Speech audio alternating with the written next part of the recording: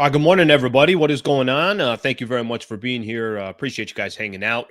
What is it? Tuesday, July 15th, halfway through July. Still a lot to figure out.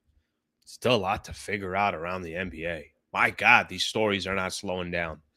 It's been awesome. It's been great. From someone sitting in my chair, I'll take the stories. I'll take the content. 8 o'clock on the dot. Thank you very much for hanging out. Appreciate you guys being a part of the show. I got a packed show today. Today, I really got a packed show. I was trying to make decisions of what topics. I'm like, all right, this ain't going to make the cut.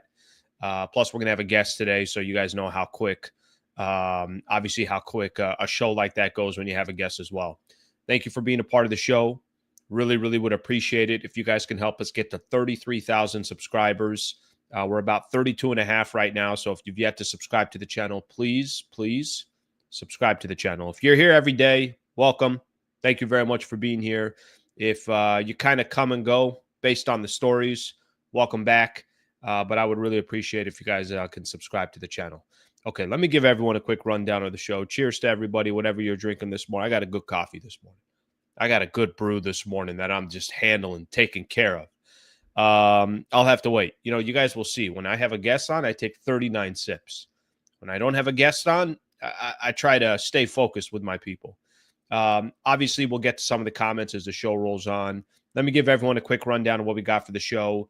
Got some updates. I don't know if you want to call it an update. I guess it is, even though I don't think most people thought it was going to happen. Andrew Wiggins, basically that deal, not going to happen. We'll get into a little bit of the details of there.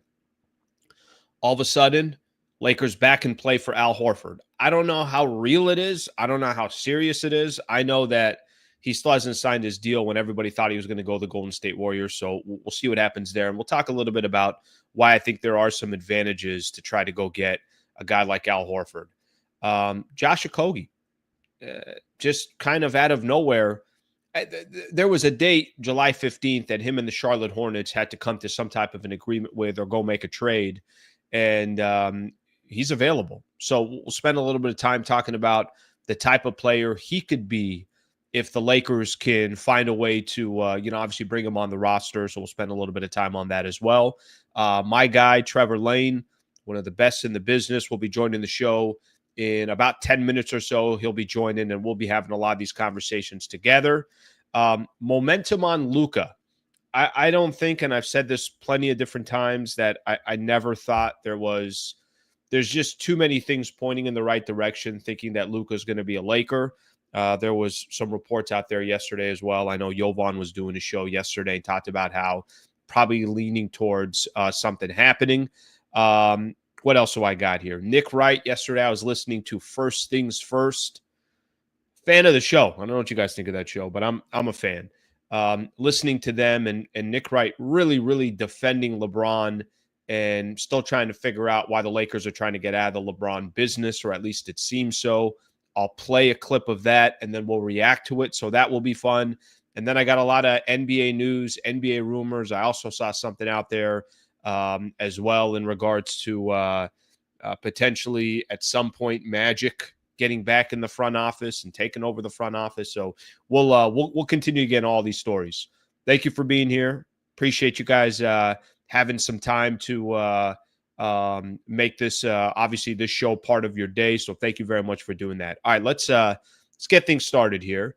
Got all the topics there. Got everything there. I want to read a couple of the comments before we get going. Let's get started here. Horford not coming in. The only reason he hasn't signed Golden State is because he and his family live in the East Coast. Just had another baby. He's not sure what he wants. Move across the country. DA, there's some truth to that. There's also, I guess he spends part of his time in Atlanta and some of his time in Boston. So could be joining the Hawks for all we know. So whether it's the Lakers or it's not the Lakers, if he's going to come out to the West Coast, maybe there's, obviously an angle there. DA, why you got to take my steam here, man? Can you wait a second? Let me get into Al Horford in a second. Granted, I'm the one that clicked on your comment.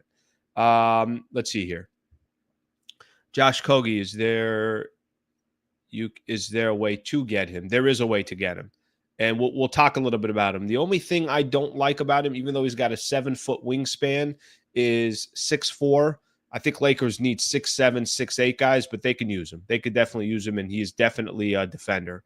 Let's see what else we got here. Did you guys watch any of the Summer League game yesterday? kind of fun to watch that one. Connect struggling again. Bronny actually having a pretty decent game. So it was fun to see that. Let's get a good quote in here. Ocean Breeze, I appreciate you doing this. Ocean Breeze just basically took over this portion of the show. Calmer you are, the clearer you think. Let your decisions come from a place of peace, not from reaction.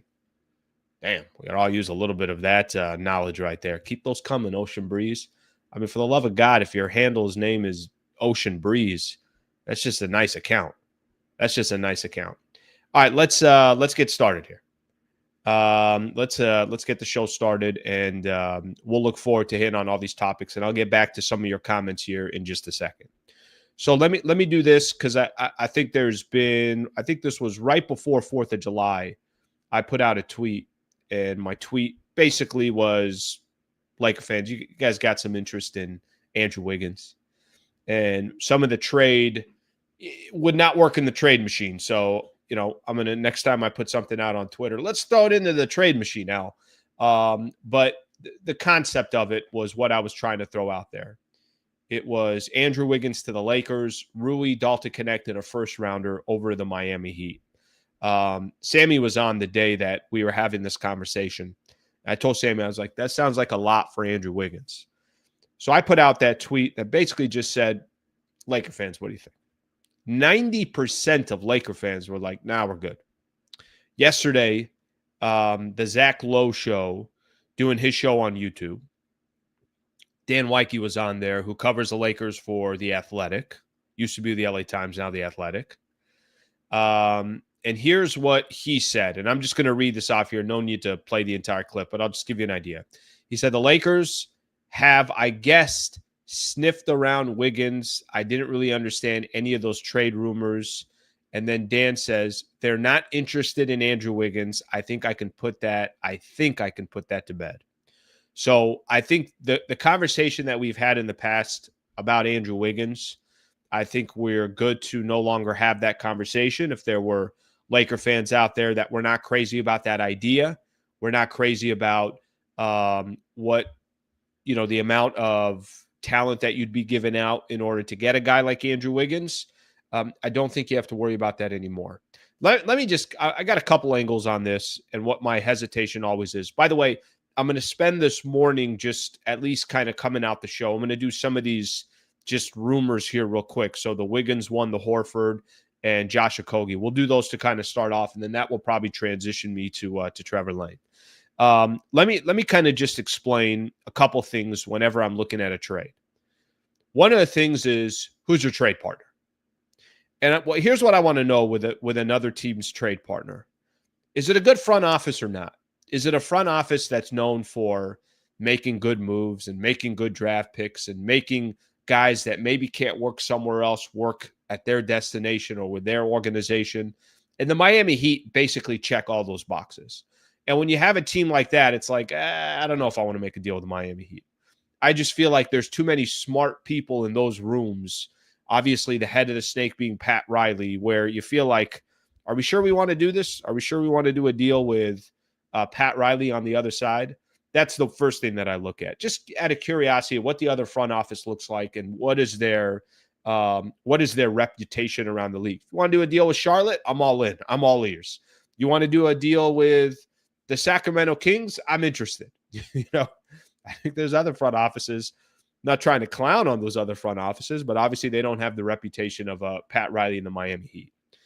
I think for me, the foundation of the Wiggins conversation and the potential Wiggins deal, what it came down to for me was, if you gave up pretty much the best assets that you have left, says something, by the way, about the Lakers. If the best assets that you have are Rui Hachimura, Dalton Connect, and a first rounder, it shows you got too much there.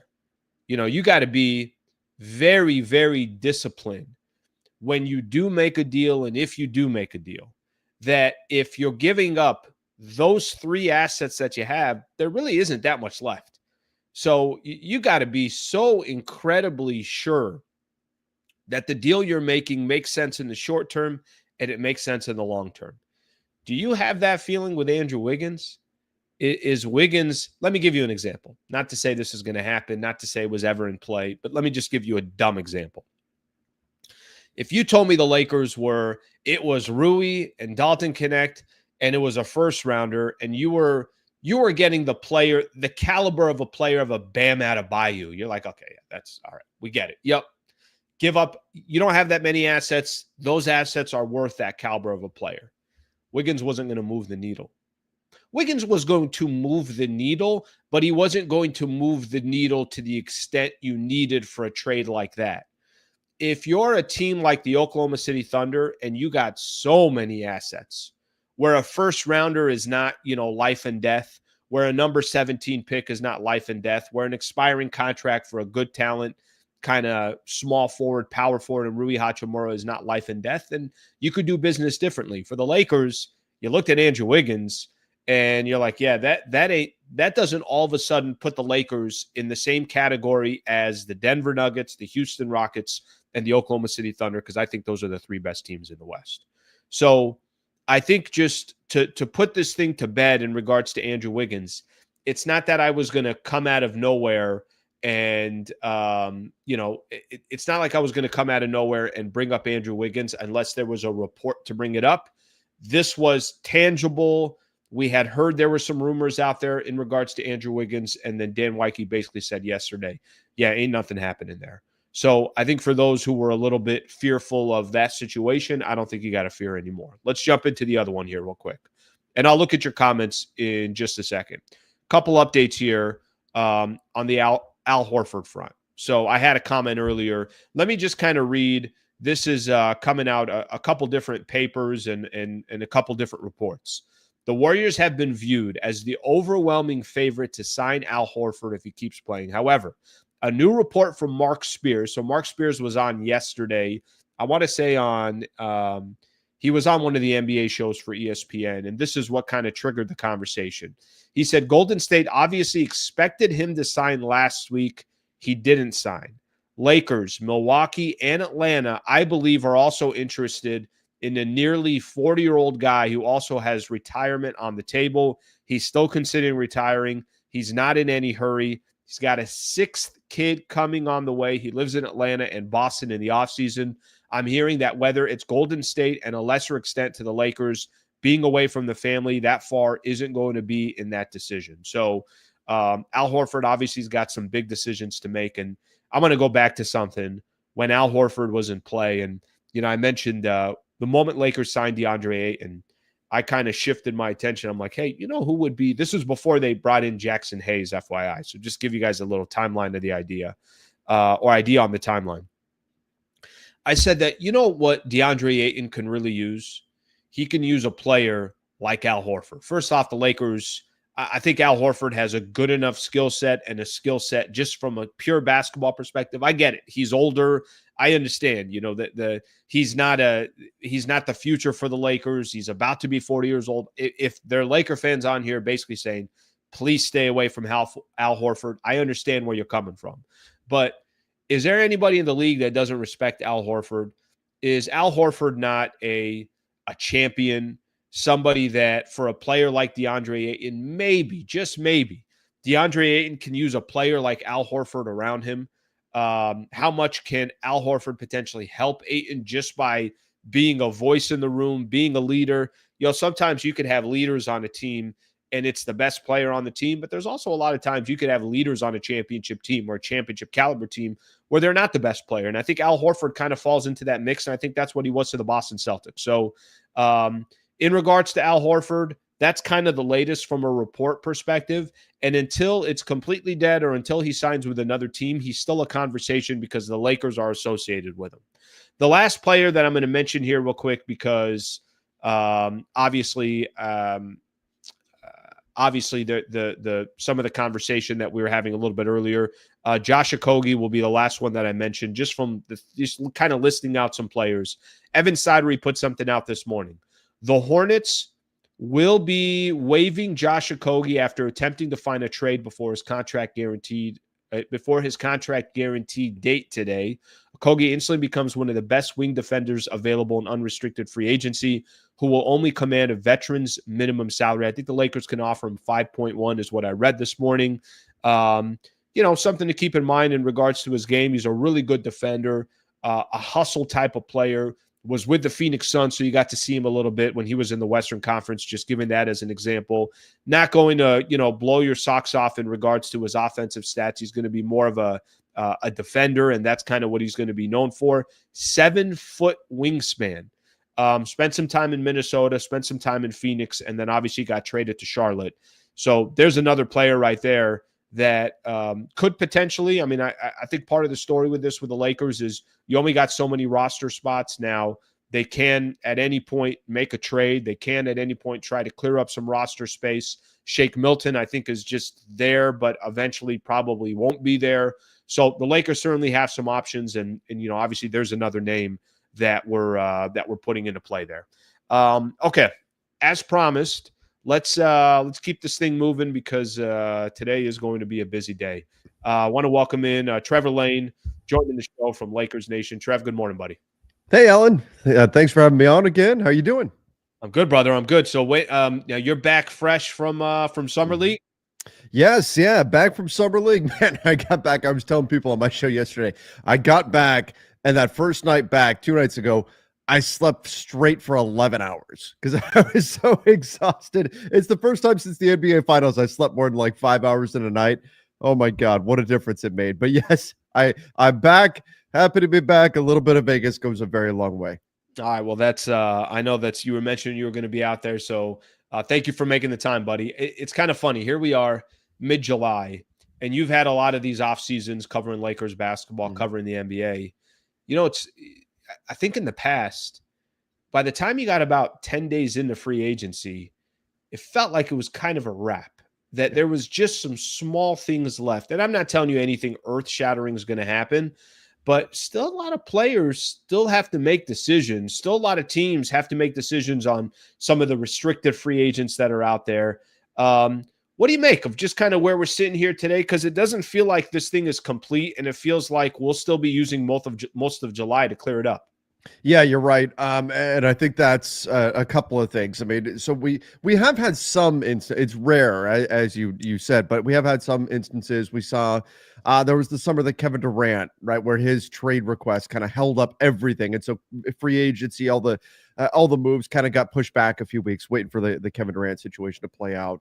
There was a few years back, the Lakers traded for Patrick Beverley in August. And I think that was the last time the Lakers made a trade during the offseason, by the way, which is maybe a little bit concerning. But we have had some stuff happen later on. Now, this year, I think we've got a really, really interesting market in that we knew going in there was going to be very, very little cap space. And some of that it was a symptom of there's not very many top tier talents out there on the market in free agency anyway. So teams weren't really hoarding cap space for this summer. But because of that lack of cap space, that means that the restricted players have largely been kind of left out in the cold because teams aren't worried at all about losing them. Nobody can give them an offer sheet. And so their teams are just kind of staring them down. The Josh Giddeys of the world just saying, hey, there's no other offer for you to take anywhere else. You've got nowhere to go. It's us or nothing.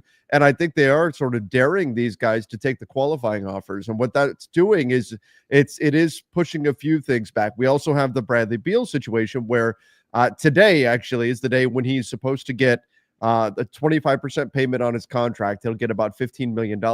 And now we're expecting a buyout to take place. I believe that is the holdup on why we haven't seen that buyout take place up until now. But what that's done is that's also suspended the point guard market while everybody's waiting, or guard market, while everybody's waiting to see what happens with Beal.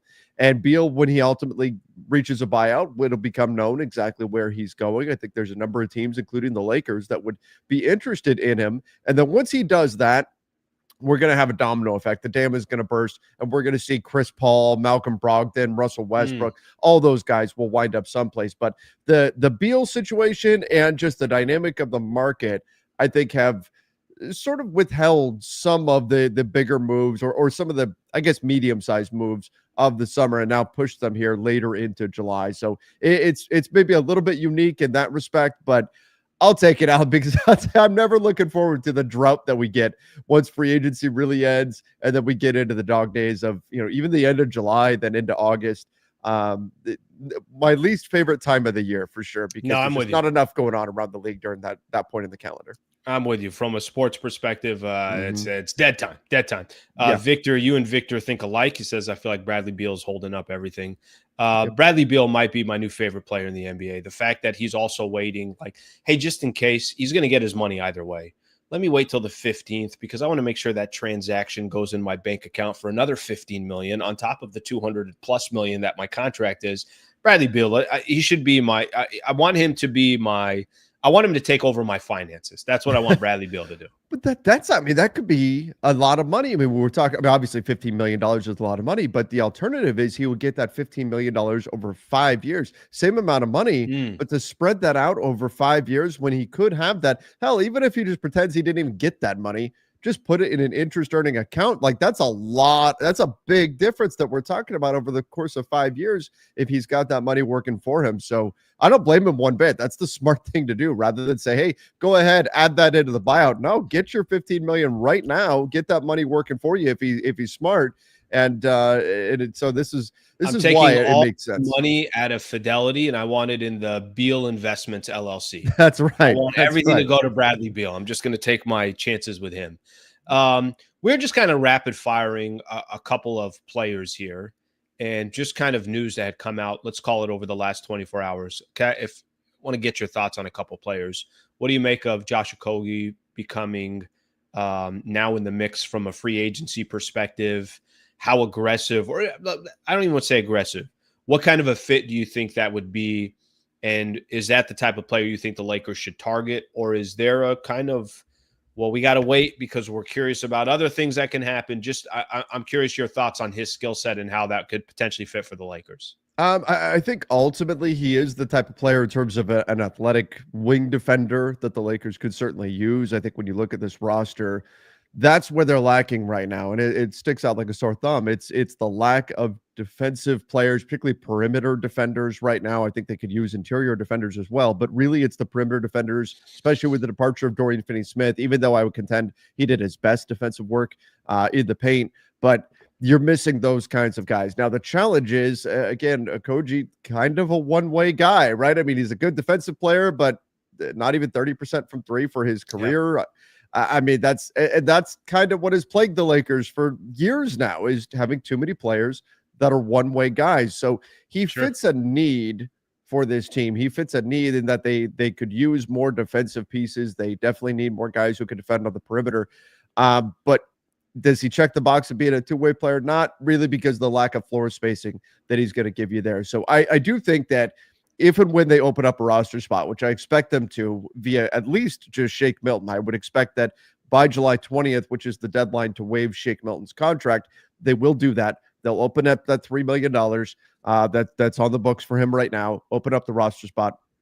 I do expect that they will explore the market for that, but it's got to be a player that is worth it, that is worth giving up that flexibility. Remember, they're going to be hard capped at that first apron. So they're going to, it needs to be somebody that is worth giving up that flexibility below the first apron, that's worth giving up that roster spot, which is a valuable thing.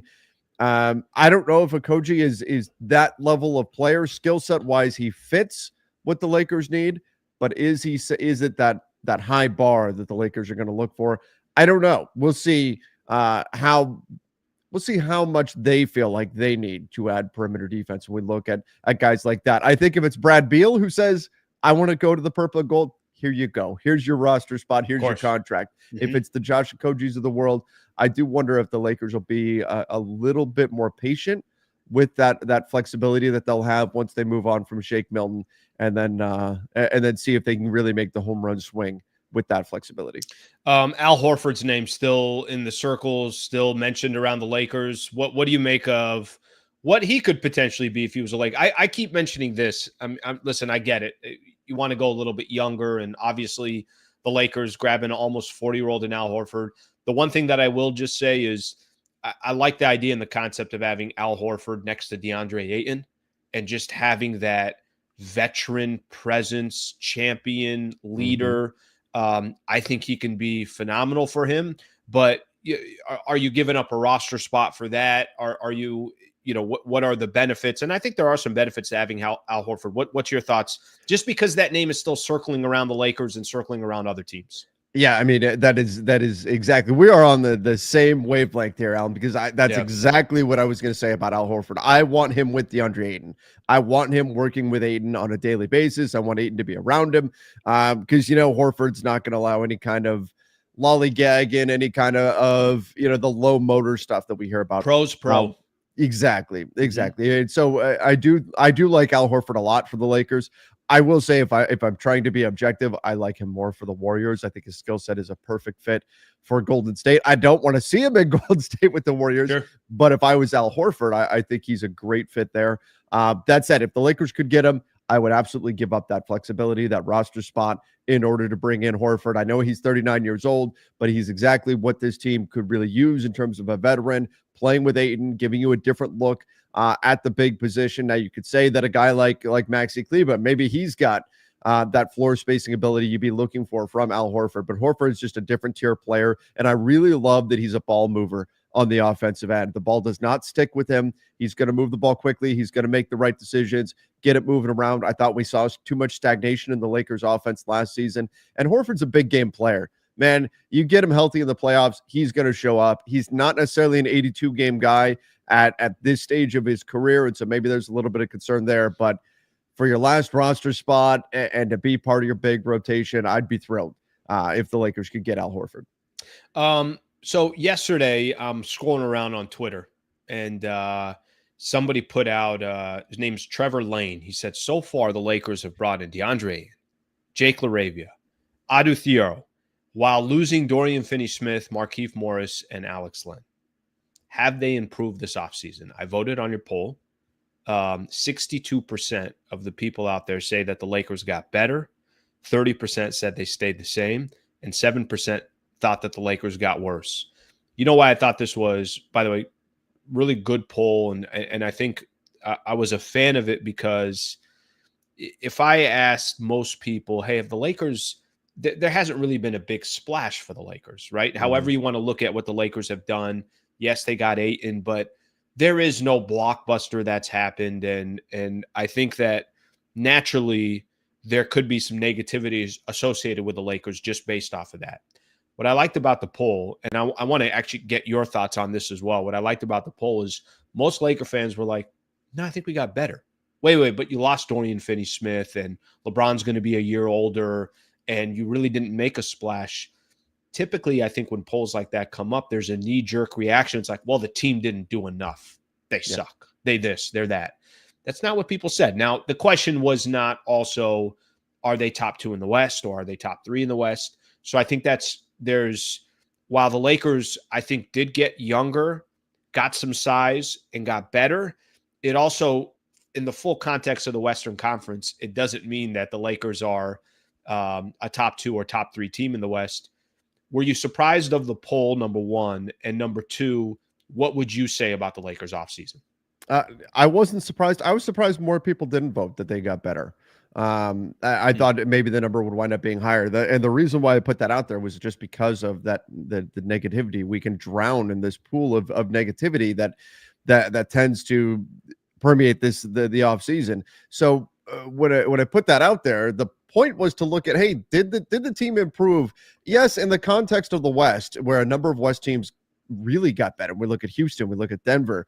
Is what the Lakers did good enough right now? No, I don't think it's good enough. But people get into this extreme mindset. I've had people tell me, oh my God, they're going to be lucky to be a play-in team and the sky is falling and all that. I'm like, wait a minute, we're going a little bit far here for a team that was a 3 seed in the West last season. Yes, there was not a lot separating the 3 seed and say the 6 seed last year. And you know what? I'm not expecting it to be different this year. I think it's going to be a very tight race in the Western Conference all the way through. But the point is, there's all this negativity out there about this team, and that's so bad what they've done. When I think they improved the team. You got Jake LaRavia, I think, on a great contract. I think he's going to be a nice fit for the Lakers this year. You got DeAndre Ayton. You checked the biggest box that you needed to in getting a starting center. Yes, you lost Dorian Finney-Smith, and that hurts. That is going to hurt. That's going to make some challenges on the defensive end. I thought he was a difference maker on that side, and that does hurt losing him. But overall, if you told me you could take Jake LaRavia and DeAndre Ayton, or Dorian Finney-Smith. You could have one of those two sides. I think Mm. I lean the Ayton and Laravia side. So I think that bottom line, the Lakers did improve their roster this summer. And I just kind of want to put that out there like, hey, I know they didn't do enough and the work is not done and they've got more to do. But I do think they got better this summer. And I think the negativity has gotten to a point where we're a little bit too down on this team. Again, they are not done.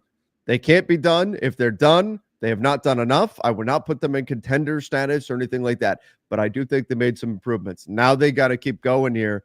But it's not last summer, Alan, they sat out. Yeah. They said no thank you to the summer. They made a couple of draft picks, and that was that. That's not what they've done so far this year.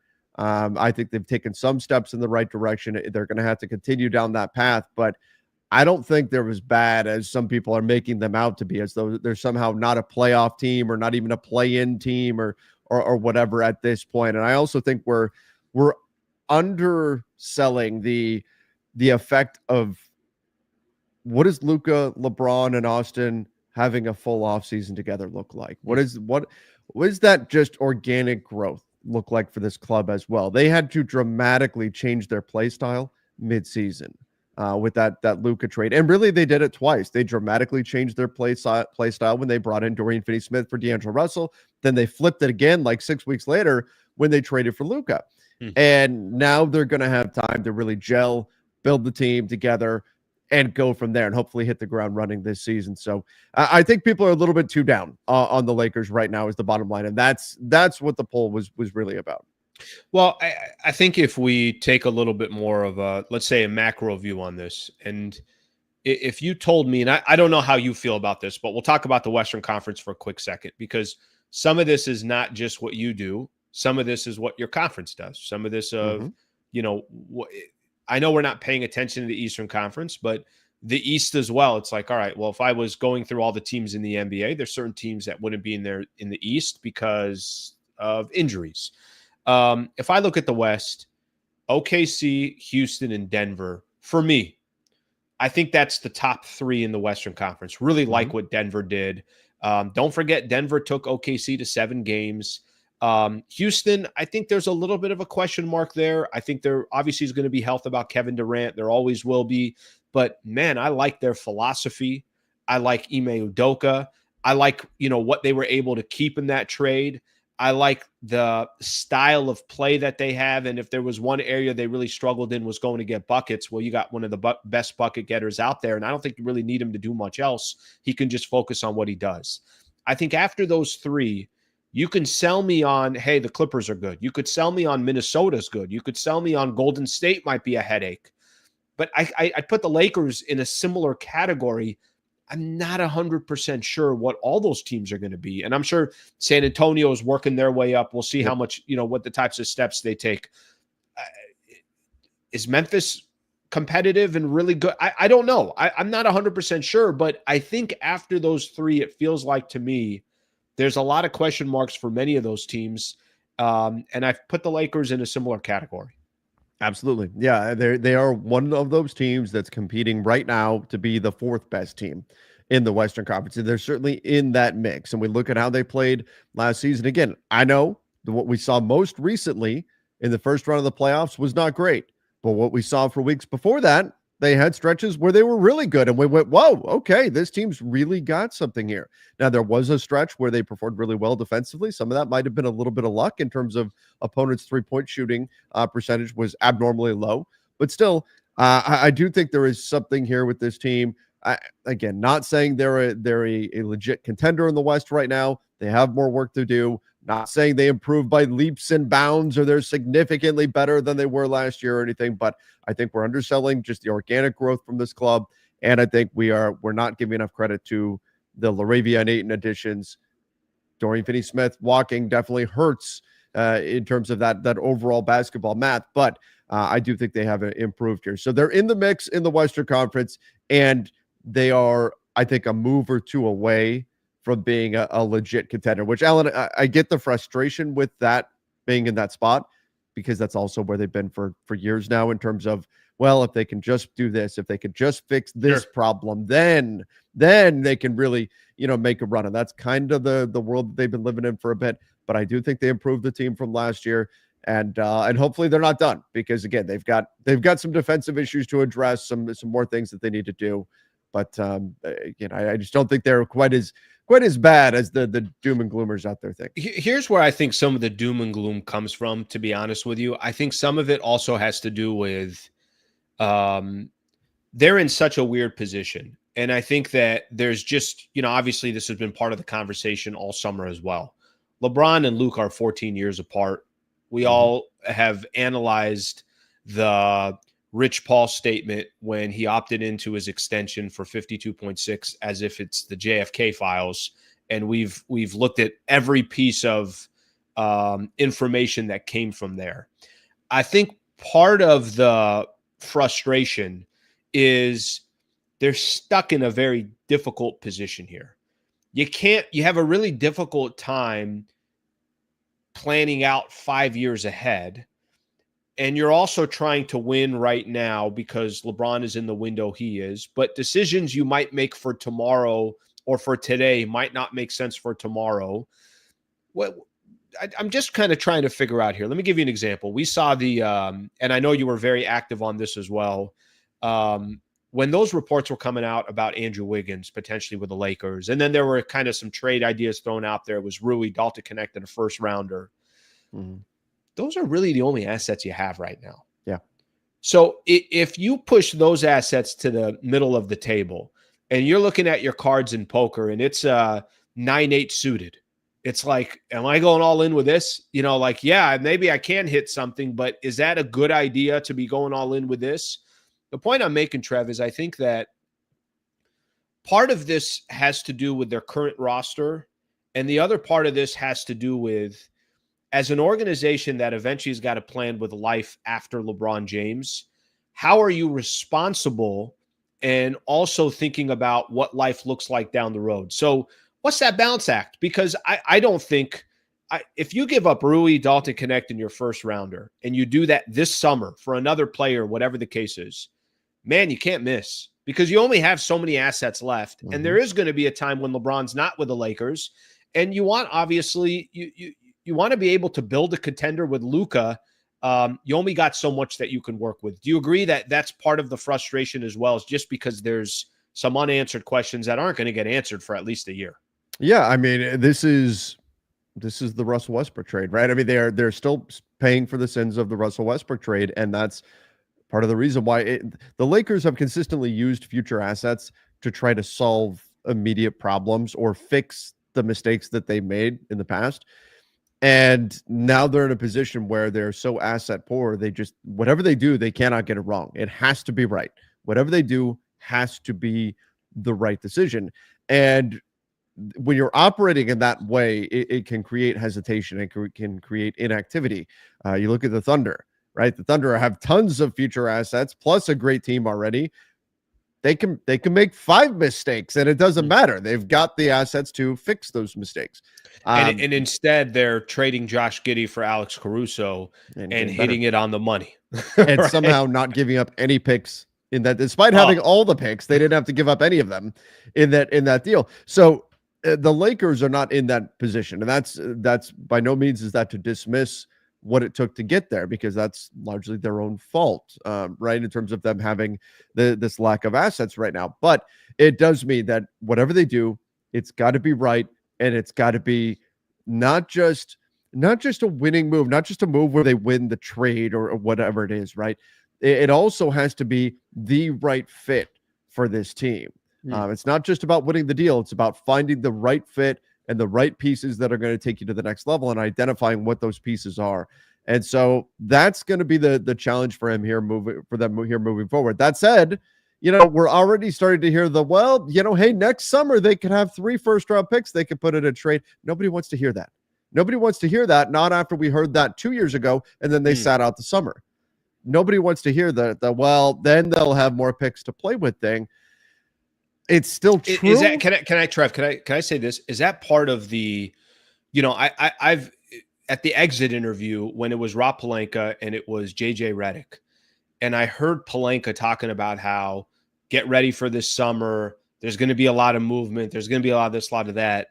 Is part of that also have to do with just overpromising? That if you underpromise and overdeliver, and I feel like I'm seeing Pelinka do this too much, where he's overpromising and underdelivering. The smart strategy might be don't go all in right now. That could be the smart strategy, but do you think part of this also has to do with Pelinka maybe promising too much? No, I don't. And I think there is something to that. Like, yes, in the past they made comments about, well, we'll have 3 first-round picks next year to use, and then not wound up using them, and that adds to this disappointment. But this is the Lakers. This is they have set a bar that's very, very high due to their decades of success.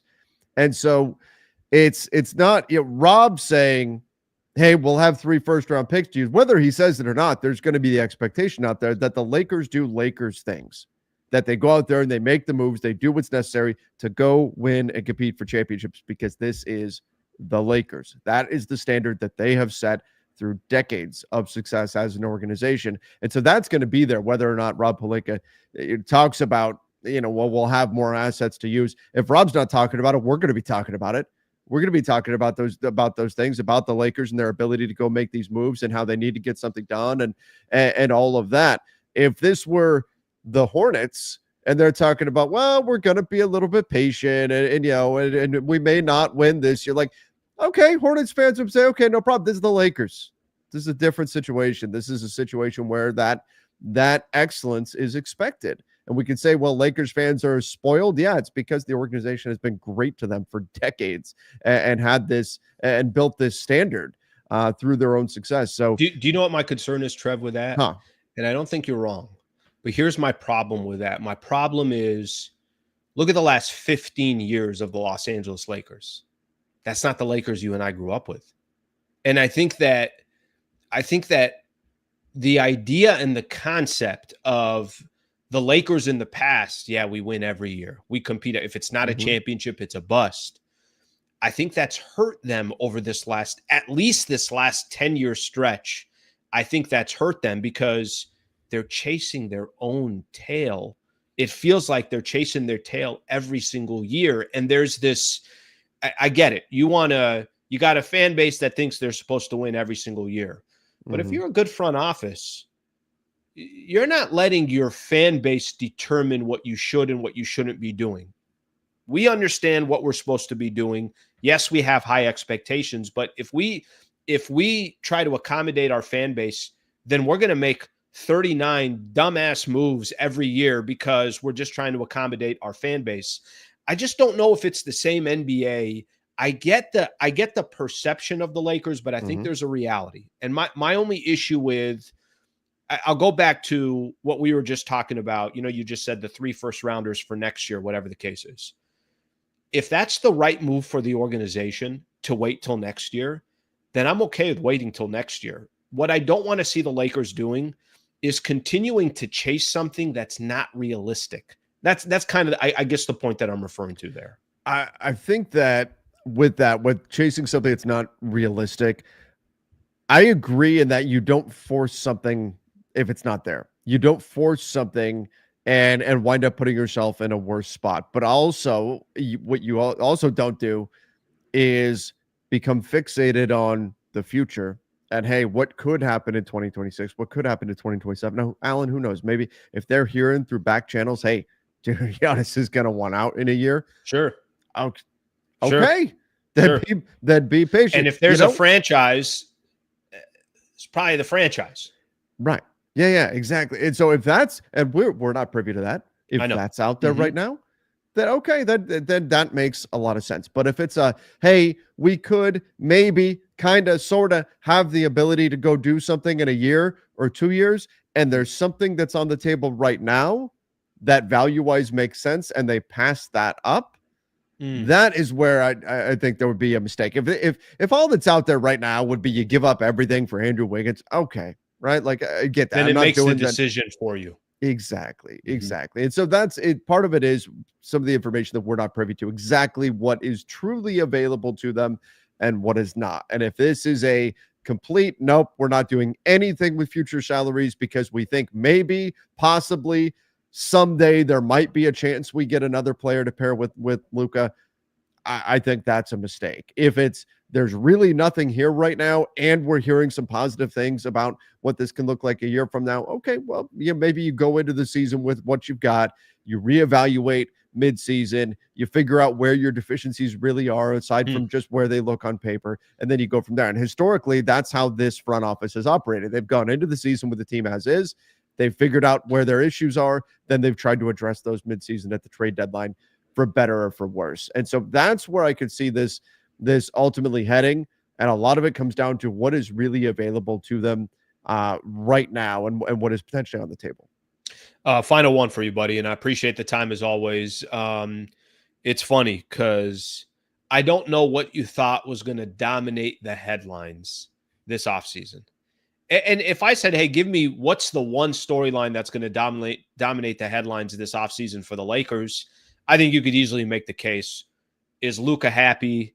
Is his extension coming on August 2nd? Because that's clearly the most important thing. It has not been Luka. LeBron has dominated the headlines. He has. And, this is part of the, I would call it the maybe brilliance is a little bit too dramatic of a word, but part of the strategy of LeBron James. I'm always in the news, and he's been in the news. What have you made, just kind of looking at a whole, from the moment he exercised his option, the 52.6, to all the other stuff that's come out? And Rich, he had a chance to talk to ESPN on Saturday, and I'm good. I got nothing to say. And Rich Paul coming out with some of his conversations. He hasn't requested a trade. However, there are 4 teams that did call and just say, if the trade's coming down, he's dominated the headlines.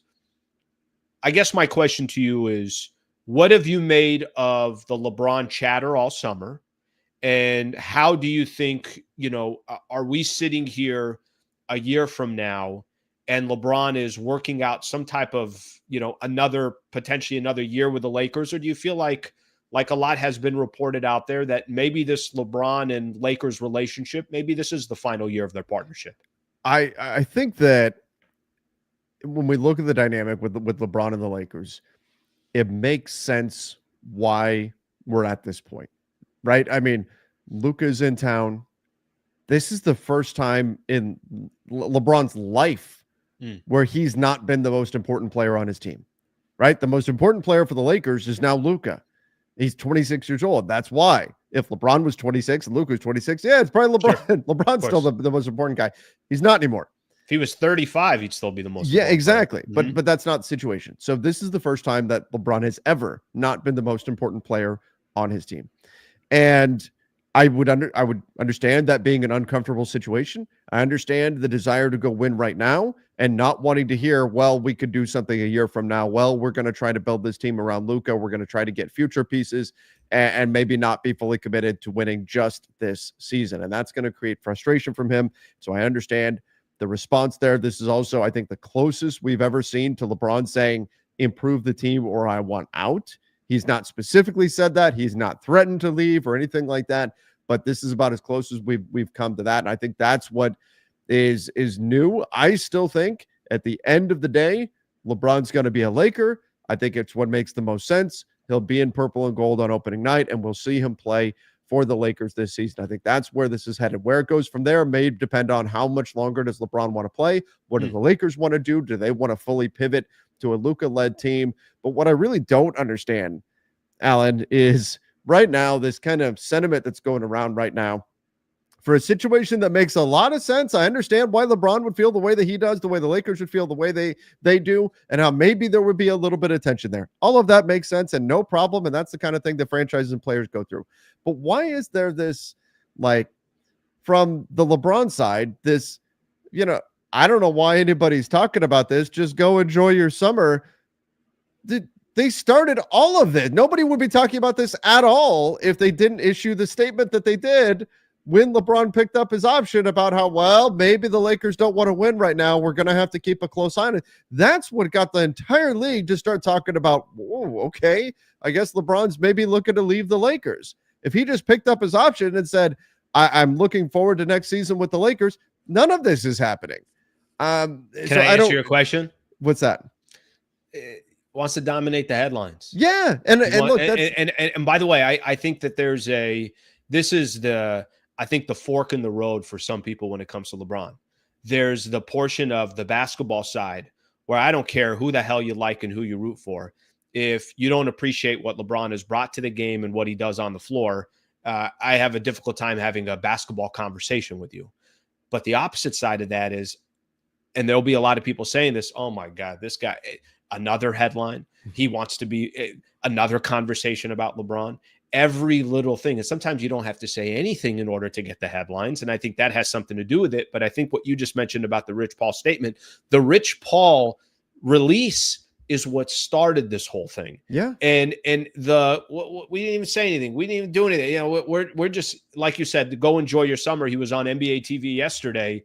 I think it's just the headlines. I think it's strategic, and they want to be a part of the headlines, and they want to remind people the power of LeBron. And frankly, I think it does play into what they say. If there's a headline that says LeBron James, you're clicking on it, I'm clicking on it, and we're talking about it.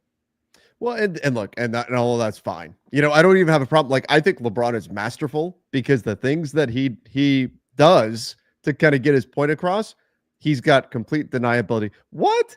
But I always train in Cleveland during the summer. This means nothing. I never talk to ESPN at Summer League. This means nothing, right? Total deniability in everything that he does, every sort of, passive aggressive move that's made out there. It's done so masterfully. Like I have to applaud the way that he approaches it because it's so well done. Like he's amazing at what he does and the way he kind of manipulates all of it. But you can't light the fire and then be surprised that it's hot. You know what I mean? So that part just Riggs is a little bit funny to me. But other than that, look, I'm not surprised that this is necessarily going on the way that it is. I still think it's all going to be much ado about nothing. Yeah. Unless we get to a point where this really flips to LeBron saying, hey, this is it. I don't want to be here this season. I don't expect to get there. Otherwise, I think this is just LeBron once again putting pressure on an organization to improve the team, wanting the roster to be better. And here's the thing that ultimately gets me with all this, Alan, is that there is a needle to thread here, and it's much easier for me to say it than the Lakers to actually do it. But there is a world where LeBron gets what he wants, the Lakers get what they want, Luka gets what he wants, and it's all one and the same. It's all, and everybody wins. And it's on the Lakers to try to put together a roster that can do that. But that's not an impossible thing. There's not a mutual exclusivity between what Luka wants, what LeBron wants, and what the Lakers want. They do overlap at a certain point. And so my hope is that we can find that point, that we can get to that point where LeBron gets the opportunity to contend. The Lakers have a roster that can be good now and in the future. And Luka's got a team that he's ready to commit long-term to. Yeah, I think what if you ask me, are they starting the season next year with LeBron? I think to me, it's a no-brainer. Yes. I think where things could be interesting is if the Lakers aren't as good as they thought they were going to be, and you start reaching a little bit closer towards January 1st and you don't really feel like you're going to be competing for an NBA championship, or at least you're just not in the mix, right? Like you're not a top 4 or 5 team or something like that. And you're saying like, okay, this isn't going to happen. But other than that, I agree that it just seems like obviously Bron's going to end up with the Lakers. So we'll see. I'm sure by the time you and I log off here, there'll be 6 more stories about LeBron. I'm sure. And you know what we'll both do? Probably cover them because that's what LeBron has trained us to do as well.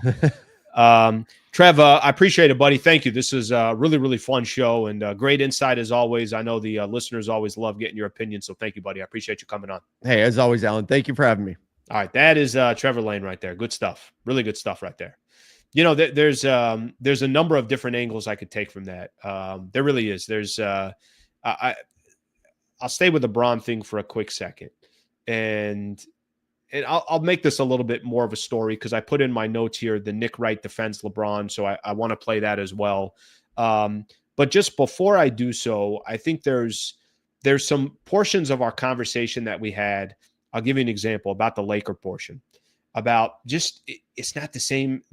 When you look at the Lakers today, And I know what he was saying in regards to this is the Lakers' way and they got to be competing for championships and this and that. I just don't think the league is constructed the way it was. And frankly, they just don't have the greatest owner in the history of sports in Dr. Jerry Buss. Now, what the new ownership could potentially be, they certainly have a track record, but what that's going to look like in the NBA, it's going to take time. It's not going to happen overnight. I'm just not a fan of you start putting all your eggs in this, well, we got to win right now. Well, what if it's just not realistic?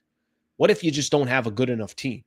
What if what if there aren't just good enough offers out there to go out there and, put together a championship contender? So I think we could hit on a lot of that stuff. But it was great to get, certainly great to get his perspective on it. Got to give a shout out to Brad Wallace and the Wallace firm, one of our partners here. We're right in the heart of free agency.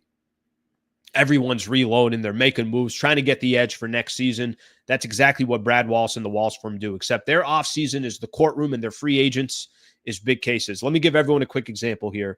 They are injury attorneys. Yes, there are a lot of injury attorneys in the state of California. You drive around Southern California, billboards everywhere. He's the best in the business. Maybe he's not out there shouting his name so everybody knows who he is, but I'll tell you what he is. He's very strategic. He makes it happen for his clients. He's very loyal. He's supporting this channel. Why? Because we started our relationship over at 710 ESPN, and here he is. If you're in need of an injury attorney, wrongful death case, a serious injury, please go to wallacewins.com/Sliwa. wallacewins.com/Sliwa. Get a free consultation there. I can make a personal introduction to Brad Wallace if you'd like me to. Just last month, $4.6 million jury verdict. It's not a fluke. That's game film reps and execution under pressure, and that's Brad Wallace and his team. wallacewins.com/Sliwa, wallacewins.com/Sliwa, or click on the description. Okay, so I'm gonna get back to I'm gonna have the conversation about Bron here for a quick second. Rich Paul talked again yesterday, and then I want to play the Nick Wright video that I was talking about. Before I do so, let's take a look at a couple of the comments here. You guys have been wildly patient, and I appreciate that. Is it just me, or is Bronny a 17th pick and Dalton a number 55 pick? Taylosh, thank you for the super brother. I appreciate the 5. Thank you very much for doing that. I really appreciate that. I think you're referring a little bit to yesterday's Summer League or Summer League in general. Got to be honest, yeah, Bronny has looked better than Dalton Connect. Period. I mean, there's no other way to put it. He's looked better. He's been more consistent. Connect yesterday, 3 of 15 from the field, 8 points. Bronny yesterday, 6 of 10 from the field, 5 rebounds, 5 assists with 17 points. So to answer your question, who would have thought that we're having more of a conversation about Bronny than we are with Dalton Connect? Now, what that means in the actual NBA, I'm not sure yet. We're not sure yet, so we'll have to wait on that. But thank you very much for chiming in, brother. Let me get through a couple of these supers, and then I'll go to some of the videos here that I was talking about. Jerino Vess, the 20 spot. Shout out to Jerino. Thank you, brother. Very, very nice of you to do so. I get it. Bron is still good, but as a Laker fanboy first, man, I'm tired of his passive aggressiveness, cryptic messages, things he does with the media, or the things he does with the media. I'm around to say I'm ready to move off the LeBron in LA experience. All right, that kind of ties a little bit to what we were just talking about. Why not keep this up here for a quick second? And I'm going to hit on a couple of those other stories that I was talking about. Let's first do the Rich Paul piece of this. So yesterday, I finished the show. By the way, I finished the show. Horford news comes out. This stuff about Rich Paul comes out. There was a lot of stuff moving yesterday right after the show. Let me play something from Rich Paul from yesterday. And this is going to be on the LeBron chat. We're going to go a little long today, however long it takes to kind of get through some of the topics I have and some of your comments and everything else. So hang out a little bit longer today if you guys don't mind, and we'll get through a few things.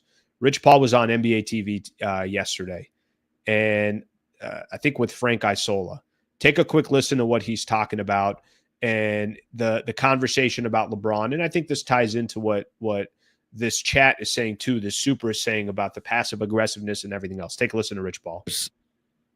So many voices in today's game and around today's game and media and things like that. And everyone has a job to do. For us, hey, let those people do their job. it's not for us to rebuttal or to try to give clarity on what's said, what's not said. That's not the focus. Focus is, hey man, enjoy your summer. Obviously, I wear a lot of different hats, so I have a lot of things on my plate that I'm doing. You know, I'm in the office every day at the UTA campus right there in Beverly Hills, working hard every day. So that's my focus. I'm not you know, you can't dispel everything someone has to say. Yeah. And you've been around this thing a long time. There's never been an expectation on anyone like it's been on him. But my thing is just continue to find your joy. You know, you can't go out here and try to prove everyone wrong or, you know, align with or wanting to make sure that everyone is right. The critique is going to be the critique. I'll stop it right there. It goes on for a little bit longer, but that's the main thing I want to get. The focus is, hey, man, enjoy your summer. I think something that Trevor Lane said a little bit earlier, which I think makes a really good point, and I think this comment here has a little bit to do with it as well. I think one of the pieces with LeBron, this is what comes with the territory. He's one of the greatest players to ever play the game. Nobody questions that. He's a champion. The dude is, 23rd year in the NBA. He's doing things we've never seen before. You know what else comes with LeBron? A little bit of drama. Has to be the center of attention, has to get his voice heard, has to get his way. Okay, comes with the territory. Some of the greats, that comes with, if he's got the lever to pull, if he's got the power in order to do so, then he's going to do what that power is. And I think what this summer has been very interesting is it's the first time I see a franchise and an organization, certainly for the Lakers, kind of pumping the brakes on LeBron. It's like, okay, we hear you, but we got to also figure out what we're going to do for the future. I do feel a lot of this is self-inflicted. What I mean by that is it's Rich Paul and it's LeBron who kind of started a lot of this chatter in the summer. So I don't think they should be upset at anybody. I think this is the comments that are being had out there, the assumptions people are making, does he want to get traded? Does he, would he go to this team or that team? Why didn't he just take less money? Or why did he not pick up his extension if he wanted to go play somewhere else? I think all that, a lot of that stuff, it's fair to have those conversations. And if the water is not cleared, then people are going to make their own assumptions. Thank you again, Jerno, for the super. I appreciate you, brother. All right, let's see what we got on here. Slee, the Lakers are on the bottom of that list. Trevor, please stop with your wishful thinking. The Lakers are the 4 best team. Oh, Trevor. Okay. Listen, the point that I would make, I think more so than anything else, I think you're going to have a lot of teams after that top 3. I think right now Lakers are probably closer to a 5th or a 6th seed in the Western Conference. That's where I think they are. I think the Clippers are more interesting than people think, and I think if they get Bradley Beal, that's another interesting step for them. Minnesota beat the Lakers last year in 5 games, so what am I supposed to do? Just pretend like the Minnesota Timberwolves don't exist? Now, they obviously have a couple of changes to their roster as well. I think it's going to be very competitive in the Western Conference. So I think that's where the Lakers are. Will they be able to go out and get more? Probably around the edges, but I don't think anything, obviously huge. Christian, who's been a member now for 5 months. Christian, man, that's amazing. Thank you, brother. Thank you to all our members as well. If you want to be a member, by the way, I'll put a link here in the description or in the chat, and you could be a member. It's just $3 a month, and I really, really appreciate the support and the love. Christian, thank you for doing so, brother. Here's the link right there. I'm putting it in. Christian says, love how much engagement is happening on a Tuesday morning. Yeah, it's a fun show today. By the way, not a surprise. There's good topics. Trevor Lane on the, obviously coming in the mix, so I'm not surprised at all. Thank you for all the supers.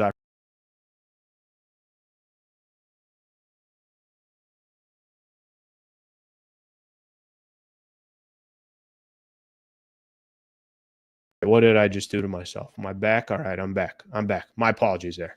I think I just took myself off the air and I'm back on. All right, I'm back. My apologies. I hit back. I don't know how the hell that happened. Okay, so let me keep going here. By the way, you guys can tell me if I'm on and everything is clean again, then I'm on and we're good.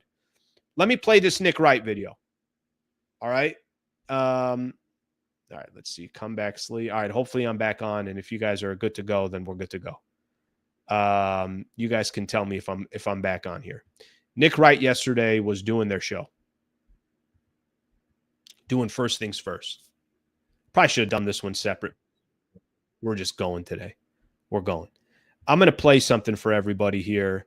And this is Nick Wright on LeBron. We're going to stay on the LeBron conversation for a quick second because it's been the conversation. Okay, good to go, Slee. How did I do that?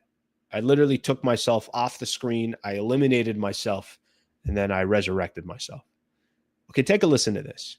Nick Wright yesterday is basically asking the question, why do the Lakers want out of the LeBron business? Why do they want out of the LeBron business? Because he feels like that's kind of the message that's going out there. And I guess, people got their opinion on Nick Wright. I'm a fan. You guys can, chime in whatever you guys got to say. That's fine. But you guys are entitled, obviously, to your opinion. I think he's wildly good at what he does. Take a listen here. First things first yesterday, they're talking about LeBron, and Nick Wright is making the argument, why does it feel like the Lakers want out of the LeBron business? Take a listen. The idea that the Lakers' plan is to manicure around the edges this year, let LeBron walk next summer for nothing, keep that money open, so in 2 years they can get a guy. If I'm Luka, I'm like, hey guys, me being your top priority, you know what's my top priority? Winning right now. And I don't expect the Lakers to find a player better than LeBron James to replace LeBron James this year or next year. 2 years from now, maybe. But now, like you've said, the pressure starts to mount on Luka every year, and Luka's not locked up. So I've just been baffled by this. I don't think but I think what they're doing is just trying to be. I'm going to play Chris Broussard's opinion on this for about 30 seconds, and then we'll go. Smart and maintain flexibility. Like if I don't think they're saying we're not making any moves, because we're saving all our money for 2026, 27. If the right piece becomes available, I think they'll readily make a move. Obviously, they don't have a lot of ammunition with which to make big trades. But I'm just saying, if the right move came about that was good for now and the future, I do think they do it. All right, I'll stop it right there. That to me is, I think, the best point that was made. I think what Nick Wright is trying to figure out is, what has LeBron done wrong in order to not get what he wants as a Los Angeles Laker? I think that's the point Nick Wright is making. Nick Wright is making the point of, he's getting a feeling of like, what am I missing here? Why would the Lakers not want to just kind of accommodate to what LeBron wants? I think what Chris Broussard said is the point that really we're trying to make here. And I think that was part of the point that I was making with Trevor Lane as well. The Lakers,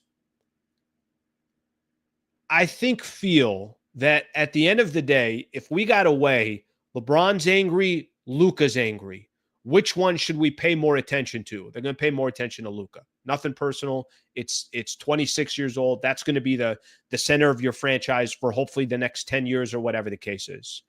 What the point that Nick Wright's trying to make is, I get that. I understand that. You got to look for your future, this, that, all that stuff. What he's saying is, your future with Luka Doncic and your present with LeBron James, those should be married together, not kind of fighting against one each other. Not that they are, but the franchise kind of picking and choosing what to do. It's impossible for the Lakers not to look at the future. It's impossible for the Lakers to put themselves in a position where the future is not everything moving forward. It's Luka Doncic. It's 26 years old. Basically what you're telling yourself, who are we going to hook up with Luka as another star player that the Lakers can kind of go figure it out moving forward. That's going to be the key. That's going to be the most important thing for the Lakers moving forward. And I get it where, I think there's a part of this where people just keep looking, and I've heard the points that Nick Wright's trying to make. He was 6th in MVP voting last year. He's still very, very effective. But I don't think anybody expected LeBron to be this effective this long. And I think if you gave him another 1+1, you put all the power back in LeBron's hands, which I don't feel like the Lakers should give that power back to LeBron at this point. I think the smart thing and the responsible thing for the Lakers right now to do is exactly what they're doing. We'll give you 1 year moving forward, not 1+1s.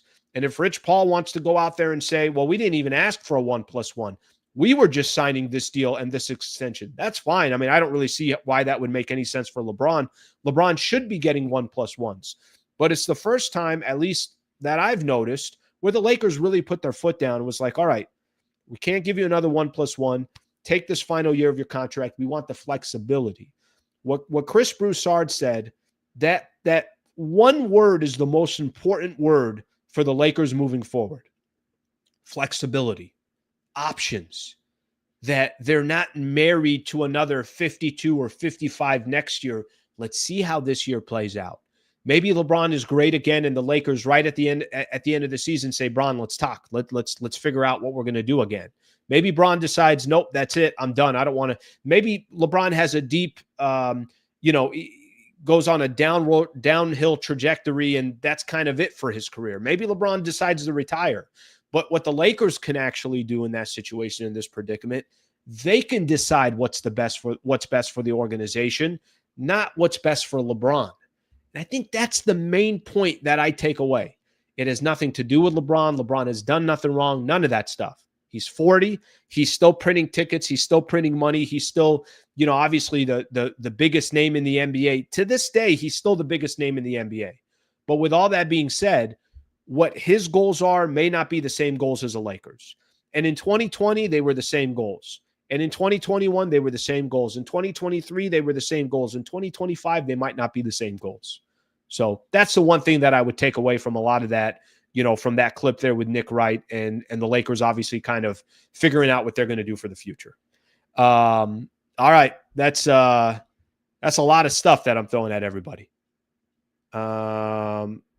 Let's see what we got here. Slee, I can't wait till LeBron's gone and y'all suck so bad. It's going to be so funny. Wayne, I mean, what does that mean? That he's going to either be gone by the end of this year or maybe he plays one more year. That's what it's going to be. I mean, you're making it sound like he's 34 years old and the Lakers are trying to kick him to the side. He's not. I think it's smart for somebody who's 40 years old to have an organization saying, let's give you 1 year at a time and figure it out from there. I have a difficult time kind of thinking that that's not a good decision. I can't really figure out why that's not the right decision, or somebody would think different. All right, let's see what else we got here. Can Pelinka just offer a 1 year extension? Everyone is happy and we focus on the chip. Yeah, I think that's the biggest problem is trying to figure out how you put together a roster that can focus on a chip. I don't mind LeBron, but I need more defense from him, and age is not a good excuse. No, age is actually an incredible excuse. Incredible excuse. Luka is not a leader. He has never won anything, nor seemed to have desire to win anything. We'll find out a lot more about Luka this upcoming year. And I think he is a winner. I think he's taken a team to the NBA Finals. I think he's accomplished unbelievable things at age 26 or before he was age 25. And I'm expecting him to be a freaking great by the time his career is all said and done. Now we'll see if he's able to go make it happen. All right, let's get a couple more of these in here and go from there. Bron should be taking pay cuts at this point moving forward if he wants to stay. Yeah, I got a difficult one. I got a difficult time with that one. I will tell you this. I would say that if there's one thing that I will just kind of keep in mind in regards to Bron and from a financial perspective, I think the one difficult thing with Bron is you can't say all I want to do is win, but let me get my 52.6. And if I'm him, I'm getting my 52.6. But I don't know if both can be accomplished. And it's not his fault. Part of that has to do with how the Lakers are structured right now, that they traded for Luka and Anthony Davis is gone. I'm getting my money. I would, if I'm going to be honest with everybody, I'm trying to get my money. 52.6, a lot of dough. It's a lot of dough. And he's worth $100 million. He just is. Like that's just the reality of the situation. Couple quick NBA stories. We're going to get the hell out of here. Paul George. You guys see this yesterday? Philadelphia 76ers Paul George underwent a successful arthroscopic procedure on his left knee Monday to treat an injury suffered during a recent workout. A team official tells ESPN George will now begin a rehab program and be reevaluated prior to the start of training camp. I want to say this is now his third surgery since he's been in Philadelphia. Paul George's left knee has undergone 3 different injuries in less than a year. My apologies. Not surgery, injuries. October, a bone bruise. November, a bone bruise. July, unknown, resulting in surgery. Paul George is on a 4-year, $211 million deal. And if people don't want to give the Clippers credit for saying no to him and forcing him to just sign 3, maybe this says a little bit there. Victor Wembanyama cleared to play basketball again. So Wembanyama said he's been cleared to return to basketball activities after fully recovering from a shoulder thrombosis. Yeah, if I said that right. I'm officially cleared to return, he said. It just happened. I got the green light from the Spurs medical staff just a few hours ago. They are one of the wild card teams, in my opinion, in the Western Conference. I think they're going to be wildly fun. And I think they're going to be really competitive. I like the roster that they put together. So all the teams that we talk about in the Western Conference, I think don't sleep on the San Antonio Spurs as a team to be interesting. So keep that one in mind. The last piece of news that I got from an NBA perspective is Brook Lopez talked a little bit, reveals the reason for choosing the Clippers over the Lakers and the Warriors. Here's what he said. Looking at my options, I was just thrilled the Clippers reached out and were one of them. They've been a great team for quite a while now. They have a ton of great players here, obviously Hall of Famers, all-stars, some great young players. My guy Zubats, he continued to grow each and every season. The sky is still the limit for him. There's so much more he can do, so much more he's capable of. He's just scratching the surface. So he wants to basically saying that he wants to grow with Zubats and help him as well. He'll be the backup center for the obviously for the Los Angeles Clippers. Okay, my people. Phenomenal show today. Thank you for being here. I appreciate you guys hanging out. We come to the end here, an hour and almost 17 minutes in. Shout out to everybody on the chat for being here. Shout out to all the supers. Thank you very much. I don't think you guys know how much I appreciate that. So quick little shout out to everybody here from a supers perspective. Member Christian Torres coming on here as well. Thank you, everybody, for doing that. Thank you to Brad Wallace and the Wallace firm. Thank you to Lexus Santa Monica for being a part of the show as well and being a partner. I'm back on tomorrow morning at 8 a.m. Shout out to Trevor Lane as well. Thank you, everybody. Please subscribe to the channel. I will see you guys tomorrow morning at 8 a.m. Thank you, everybody. Have a great rest of your day.